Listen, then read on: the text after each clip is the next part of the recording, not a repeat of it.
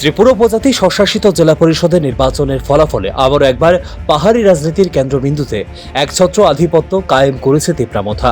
২৮টির মধ্যে ২৪টি আসনে জয় কেবল সংখ্যার দিক থেকে নয়, রাজনৈতিক বার্তার দিক থেকেও তাৎপর্যপূর্ণ। এই ফলাফল কার্যত প্রমাণ করে এডিসি এলাকায় জনমতের সিংহভাগ এখন তিপ্রামথার পক্ষে।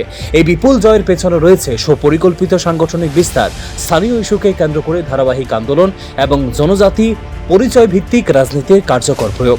বিশ্লেষকদের মতে তিপ্রামথা যে রাজনৈতিক বয়ান সামনে এনেছে তা সরাসরি পাহাড়ি ভোটারদের আবেগ, দাবি এবং স্বায়ত্তশাসনের প্রশ্নকে স্পর্শ করেছে। ফলে ভোট বাক্সে দেখা গেছে তার সুস্পষ্ট প্রতিফলন।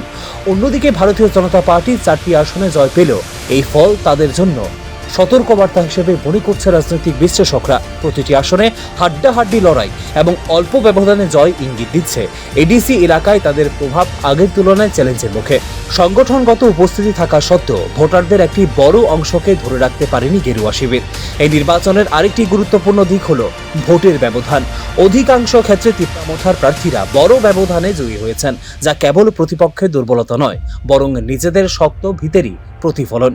এটি ভবিষ্যতের রাজ্য রাজনীতির বৃহত্তর সমীকরণেরও প্রভাব ফেলতে পারে বলে মনে করছে রাজনৈতিক মহলের একাংশ।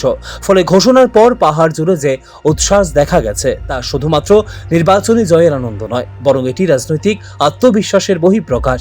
তবে এই আবেগের মধ্যেই রয়েছে শাসনের কঠিন বাস্তবতা। এখন নজর থাকবে এই জনসমর্থনকে কতটা কার্যকর প্রশাসনিক সাফল্যে রূপান্তর করতে পারে Tipra Motha. Bureau report, news now.